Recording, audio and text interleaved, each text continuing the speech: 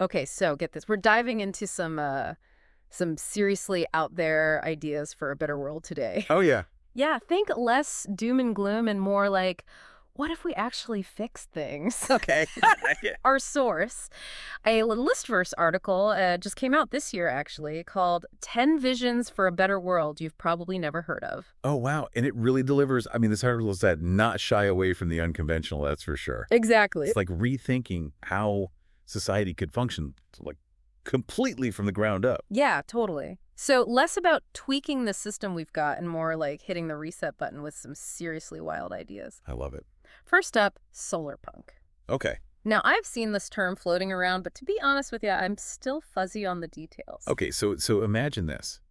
You're walking through a city, but like it's bursting with lush vertical gardens. Okay. Buildings are covered in solar panels, Hmm. but they're integrated so beautifully they look like art installations. Okay. Parks are dotted with wind turbines. Yeah. They're Yeah. not those clunky eyesores, These are elegant, almost sculptural. Okay. That's a vibe. I like that. Yeah, So it's basically eco-friendly cities, but with a heavy emphasis on aesthetics. precisely. Okay. Solarpunk envisions a future where sustainability and beauty go hand in hand. Yeah. You know what I mean? It's about weaving nature and technology together seamlessly. Yeah. Think bioluminescent streetlights, Oh, wow. algae-powered public transit, Hmm. harnessing nature's power in a way that enhances, not destroys, our urban landscape. All right, I'm into it, but wouldn't that require a massive overhaul of, well, pretty much everything? Yeah. Our infrastructure, our energy systems? Yeah, it would be a monumental shift, no doubt about it. Yeah. But Solarpunk invites us to consider that maybe, just maybe, a world that prioritizes both beauty and sustainability isn't as far-fetched as we might think. Okay, I like that a lot. Next up, we've got Ubuntu contributionism. Okay. Okay, this one immediately grabbed my attention because the article poses this huge what if money didn't exist at all? Whoa. I know, right? That's the core of Ubuntu contributionism right there. Yeah. It's a system where, instead of currency, people contribute their skills and resources directly to the community. So farmers grow food builders, construct homes, teachers educate. Yeah. Everyone plays a role in ensuring that the community thrives. Okay, I like the collaborative spirit there, but hold on. Yeah. Wouldn't it be like a logistical nightmare to figure out who does what and Yeah. how to make sure everybody's needs are met? I mean, Yeah. we're not talking about bartering apples for haircuts here, right? So we're getting on a crucial point. Yeah. Ubuntu contributionism relies on a deep sense of community and a shared purpose. Okay. The article doesn't really delve into specifics, Right. but it prompts us to consider whether such a system could actually be more efficient and fulfilling than our current, often cutthroat way of life. Interesting food for thought for sure. Okay, this next one, bioregionalism. Okay. This one really makes you question those lines we've drawn on maps. It does, right? Political borders often slice right through natural ecosystems. Yeah. Bioregionalism says, hey, what if we reorganize society based on these natural boundaries? Watersheds, forests, mountain ranges. So instead of living in the state of, say, California, Yeah. be part of the, I don't know, the Sierra Nevada bioregion. Exactly. Your community would be defined by the natural systems that you're a part of, Yeah. leading to a more interconnected and responsible approach to resource management and environmental stewardship. Imagine local economies and governance structures rooted in the unique characteristics of your bioregion. Okay, I'm starting to see how these visions really push us to rethink all our assumptions about pretty much everything. Now get ready for this one. Fully automated luxury communism, or FALC. Wow. I know the name alone is a mouthful. It's definitely attention-grabbing, isn't it? Yes. But beneath the catchy moniker lies a serious exploration of how automation could reshape society. Okay. Imagine a world where robots handle all the tedious, repetitive tasks, freeing up humans to pursue their passions and interests. So basically robots do the work and we all kick back and enjoy the fruits of their labor. Well, Sounds pretty luxurious, I gotta say. the idea is that with automation taking care of the essentials, Yeah. we could implement a universal basic income, Huh. providing everyone with enough resources to live comfortably, regardless of whether they have a traditional job. Okay, so no more soul-crushing jobs, just endless leisure time. Sign me up. But seriously, how would we ensure that everyone benefits equally from this automation boom? Yeah, What about those who own and control the robots in the first place? that's the crux of it, isn't it? Yeah. FALC raises some big questions about power dynamics, resource allocation, Yeah. and the very nature of work in a highly automated society. Hmm. It's a utopian vision, perhaps, but one that forces us to grapple with the potential consequences of rapid technological advancement. All right, let's shift gears to a concept that's all about giving workers more, say, paracon or participatory economics. This one's about bringing democracy to the workplace and the economy as a whole. Imagine businesses where every worker has an equal voice in decisions, Wow. from salaries to production processes. That was a big one. So instead of a CEO calling all the shots, everyone has a seat at the table. Yeah. That's a pretty radical departure from how most companies operate today. How would that even work in practice? Well, Paracon proposes a system of self-managed worker councils Okay. where decisions are made collectively and transparently. Mhm. It challenges the traditional top-down hierarchy of corporate structures, Right. suggesting that a more democratic and participatory approach could lead to both greater efficiency and worker satisfaction. It certainly makes you question whether our current economic model, with its focus on profit maximization and shareholder value, is truly serving everyone's best interests. What about the donut economy? Okay. The article mentioned that this one's very visual. Okay, so picture a donut. Right. The inner ring represents the social foundation. The essentials everyone needs for a decent life. Mm. Food, healthcare, education, you name it. Gotcha. The outer ring is the ecological ceiling, Mm. the planetary boundaries we can't cross without risking environmental collapse. Okay, seeing the donut. Yeah. So the goal is to ensure that everyone's needs are met while staying within those ecological limits. Yeah. Seems pretty straightforward. The elegance of the donut economy lies in its simplicity. Yeah. It's a framework for balancing human well-being with planetary sustainability, rejecting the endless growth paradigm that has driven so much environmental damage. And it's not just a theoretical concept, right? No, it's not. I remember reading that Amsterdam is actually using this model for their urban planning. That's right. That's pretty impressive. It is. Amsterdam's commitment to the donut economy shows that it's not just a pie-in-the-sky idea. Yeah. It can be a practical tool for guiding policy decisions and creating more sustainable and equitable cities. Okay. All right, brace yourself for this next one, degrowth. Right. I know it sounds a little counterintuitive to say the least. It does. What if, instead of constantly striving for more, we focus on having enough? That's the core of degrowth. Okay. It's about challenging the assumption that endless economic growth is the path to happiness and progress. So less is more. Kind of. In a world obsessed with consumption and bigger is always better, that's a pretty radical proposition. It is degrowth advocates for reducing consumption, Okay. working less, and prioritizing quality of life over material wealth. Mm. It's about creating a society that values well-being, sustainability, and a more balanced relationship with the planet. I can see how this ties into some of the other visions we've discussed, Yeah. like eco-villages, which are all about intentional, sustainable living. Exactly. Eco-villages are communities designed to minimize their environmental impact and promote a harmonious relationship with nature. Mm. Imagine homes built with sustainable materials, Yeah. organic gardens providing fresh food, renewable energy, powering everything. It sounds idyllic, but could this model really be scaled up to accommodate larger populations? I mean, could I thrive in a community like that, or would I miss the hustle and bustle of city life? That's something to consider, for Yeah. sure. Eco-villages are about intentional living, Yeah. choosing to prioritize community sustainability and a closer connection to nature. They offer a glimpse into what's possible when we shift our values away from rampant consumerism. Now, mutual aid networks are something we've seen popping up more and more lately, especially during times of crisis. Yeah, they're all about people directly helping each other, Yeah. bypassing traditional systems and institutions. It's a grassroots approach to community care sharing food, offering childcare support, providing a listening ear, whatever's needed. It's a powerful reminder that we don't always have to wait for someone else to solve our problems. Right. We can step up and support one another within our own communities. And it's not just about material aid either. Right. Mutual aid networks are about fostering a sense of solidarity, Yeah. recognizing our interconnectedness, and building resilience in the face of challenges. They demonstrate the power of collective action and the importance of human connection. And last but not least, we have the Venus Project, Okay. the brainchild of futurist Jacques Fresco. I gotta admit, I'm not familiar with his work. Fresco had a fascinating, multifaceted career. From industrial designer to social engineer, he dedicated decades to developing a vision for a resource-based, moneyless society where technology is harnessed for the benefit of all. Okay, that sounds ambitious. What exactly does that look like in practice? The Venus Project proposes circular cities Okay. designed for sustainability and efficiency, with advanced technology integrated into every aspect of life. Wow.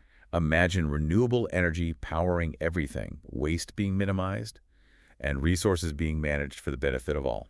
It sounds almost utopian, but is it really feasible to create a society without money, Well, where everything is based on shared resources and collective decision-making? that's the big question, isn't it? Yeah. The Venus Project is a bold vision, but it challenges us to imagine a world beyond scarcity and competition, where human well-being and environmental sustainability are the driving forces. Wow. We've covered a lot of ground already, and that's just the first 5 visions. We'll be back after a quick break to explore the rest of these mind-bending ideas. Okay, back to our deep dive into these 10 better world visions. Yeah. I'm still processing all the possibilities we've uncovered so far. It's a lot to take in, that's for sure. It is. I think what's really striking me is how some of these visions, Yeah. while they're distinct, they also seem to overlap in fascinating ways. You're right, like solar punk and eco villages, Yeah. they both champion sustainability and a closer relationship with nature, but they approach it from different angles. Exactly. Solarpunk is very much about embracing technology and design to create sustainable cities that are both functional and beautiful. It's about integrating nature into our urban environments in a way that enhances our lives. Whereas eco-villages seem to be more about simplifying, scaling back, Yeah. and creating intentional communities that prioritize a lower impact lifestyle. That's a key distinction. Yeah. But both visions challenge the assumption that environmentalism means sacrificing comfort or aesthetics. Right. They offer a glimpse into a future where human ingenuity and respect for nature can coexist. And then you have something like Ubuntu contributionism, which throws out the entire concept of money. Right. It really makes you question our current economic model. Yeah. Is it really the most effective or fulfilling way to organize society? It's a radical proposition, no Really? doubt. Yeah. But it prompts us to consider what truly drives human behavior. Is it solely self-interest and the pursuit of wealth? Yeah. Or is there a deeper desire for connection purpose and contributing to the collective good? Ubuntu contributionism suggests that maybe, just maybe, collaboration and shared purpose could be more powerful motivators than individual gain. Yeah, it's a utopian ideal, perhaps. Yeah. But it highlights the potential for a society where everyone feels valued for their contributions, not just for their economic output. These visions force us to confront some pretty fundamental questions about how we structure our world. Exactly, and they highlight how interconnected everything is. Yep. You know, Right.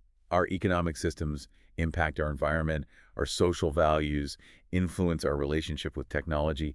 It's all intertwined. Yeah, it's like we're used to thinking in these separate compartments. Yeah. Economics, politics, environment. Right. But these visions show that everything is ultimately connected. It is. What's really exciting is that these aren't just abstract theories. Yeah, Many of these ideas are already being put into practice around the world. absolutely. We mentioned Amsterdam embracing the donut economy, Yeah. but there are countless other examples, from the transition town movement to the growing popularity of co-ops and worker-owned businesses. It's happening on a smaller scale, too. Yeah. Think about community gardens, time banks, skill shares. Right. These are all expressions of a desire for a more collaborative, community-driven approach to living. It shows that people are hungry for alternatives, Yeah. for ways to live more sustainably, connect more deeply with their communities, and create a world that works for everyone. It's about taking these big ideas Yeah. and making them tangible, Yeah. putting them into action in our own lives and communities. Right. I'm particularly intrigued by how some of these visions address the impact of technology on society. Yeah, me too. I mean, we often hear about the potential dangers of AI and automation, Yeah, job displacement, Mhm. social unrest, even the rise of robot overlords. exactly. But visions like fully automated luxury communism Yeah. offer a different perspective. FALC suggests that instead of fearing automation, we could embrace it as a way to liberate ourselves from drudgery and create a world of abundance where everyone benefits. Right. The Venus Project takes this even further, envisioning a world where technology is used to manage resources sustainably and meet everyone's needs. It's a vision of a world beyond scarcity and competition, where technology is a tool for human flourishing, not a weapon or a means of control. It's a stark contrast to those dystopian sci-fi scenarios where technology turns against us. Yeah, It is. But these more optimistic visions remind us that we have a choice in how we shape our technological future. Exactly. Mm. It's about recognizing that technology is a tool, and like any tool, Yeah, it can be used for good or for ill. right. It's up to us to decide what kind of future we want to create with it. It's about using technology consciously and ethically, Yeah. ensuring that it serves human needs and promotes well-being rather than exacerbating inequality or environmental destruction. Now, it's important to acknowledge that not everyone buys into these visions.